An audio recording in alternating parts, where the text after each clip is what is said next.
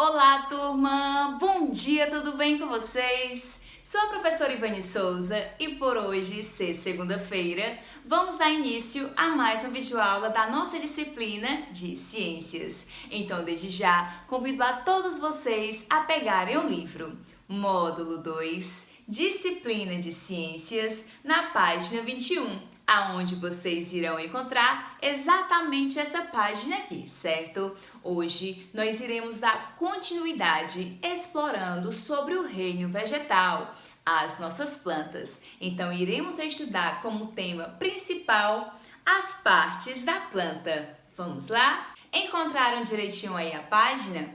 Ótimo! Então vamos começar. Geralmente, as plantas elas são formadas pelas seguintes partes: raiz, caule, folhas, flores e frutos que abrigam as sementes. Agora, observando essa imagem, podemos perceber a classificação das partes da planta.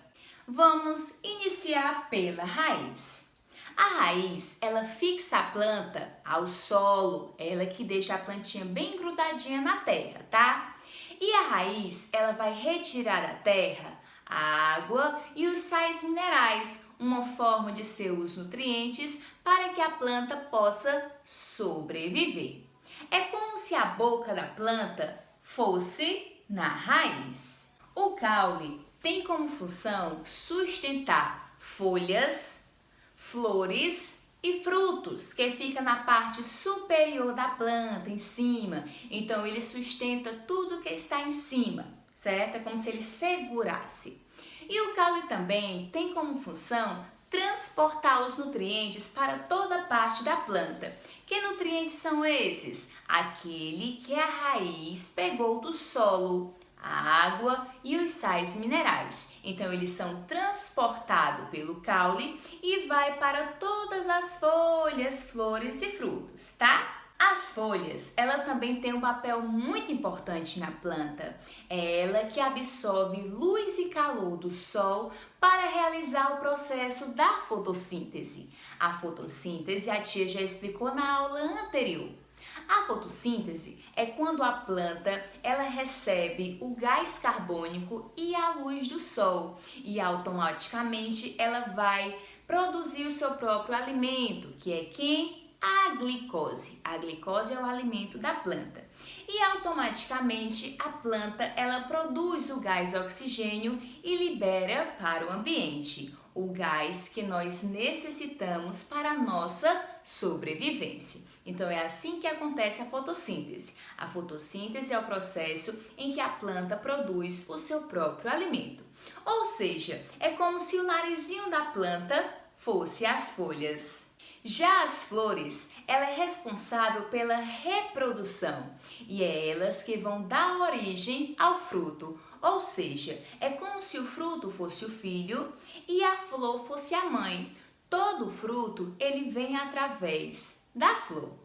E os frutos, eles são responsáveis por abrigar as sementes. As sementes têm como função dar origem a uma nova planta da mesma espécie. Isso lá no processo de germinação, que a gente também estudou na nossa aula anterior. O nosso planeta Terra abriga uma diversidade de plantas, ou seja, temos várias espécies de plantas diferentes.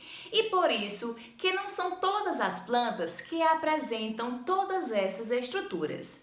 Nem todas as plantas apresentam raízes, folhas, flores, frutos e até mesmo sementes. Vamos só observar alguns exemplos. As samambaias têm raízes, caules e folhas, mas não desenvolvem flores, nem frutos e nem sementes. Elas se produzem por meio de esporos, localizados nas folhas. Quando um esporo cai no solo, pode formar uma nova planta. Quem já viu uma samambaia sabe que os esporos eles ficam atrás da folha, bem embaixo mesmo da folha. E é ele que é responsável pela reprodução de uma nova espécie de samambaia. Quando esse esporo cai no solo fértil, vai produzir uma nova plantinha, vai nascer uma nova plantinha. É como se o esporo fosse a semente, mas ele não é uma semente, tá? Um outro exemplo de planta são os pinheiros. Eles não produzem frutos, apenas sementes. A semente do pinheiro é conhecida como pinhão. É consumida por animais e muito usada na culinária da região sul do Brasil. Um outro exemplo de planta são os girassóis. Os girassóis são flores que possuem caule, folhas e sementes, mas eles não têm frutos. Esses são apenas alguns exemplos que vocês podem observar e identificar que as plantas elas são diversificadas e não são todas que possuem todas essas partes: raiz, caule, folhas, flores e frutos e sementes, devido às plantas serem diferentes, assim como os animais apresentarem uma diversidade de espécies.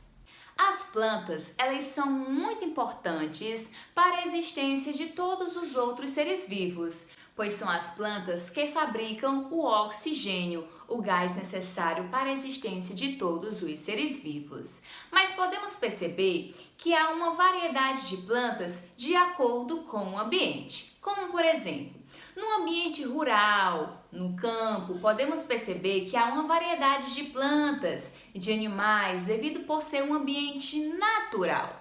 Já na zona urbana não temos esse mesmo quadro, devido por sempre haver o desmatamento para a construção de um shopping, de uma praça, de prédios. Então, nesses ambientes encontramos menos plantas do que no ambiente rural, que é um ambiente natural. Então, diante desses dois ambientes, o urbano e o rural, qual é o lugar que tem o ar mais puro para nós podermos respirar? Muito bem, o ambiente rural. Por quê? Porque é um ambiente que apresenta mais plantas, mais árvores que purificam o ar, diferente do ambiente urbano, aonde tem mais quantidade de veículos, de fábricas, de automóveis e menos plantas, aonde deixa o ar mais concentrado e poluído. No livro de vocês, na página 22, temos o Saiba Mais, uma informação a mais para enriquecer o nosso conteúdo. E eu convido a vocês para que vocês possam acompanhar a leitura aí em casa. Vamos lá? Algumas plantas são alimentos importantes que não devem faltar em nossas refeições.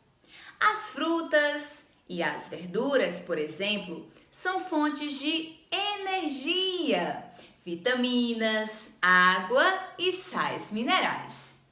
Elas regulam o funcionamento do nosso organismo, protegendo contra doenças. Nós podemos nos alimentar de diferentes partes da planta.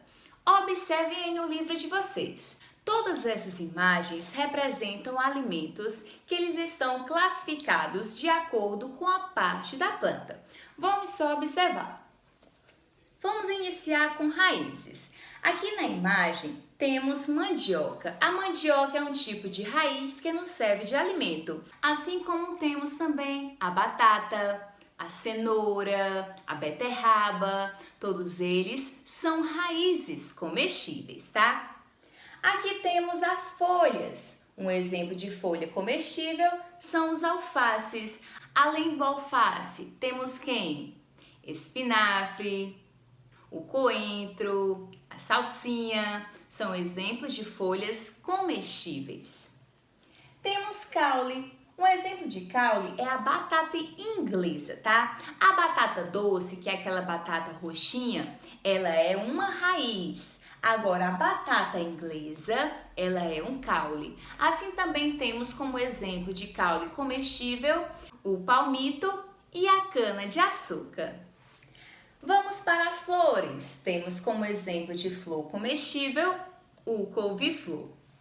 Sementes temos como exemplo aqui no livro o feijão, mas também temos quem? ervilha, milho, não é verdade?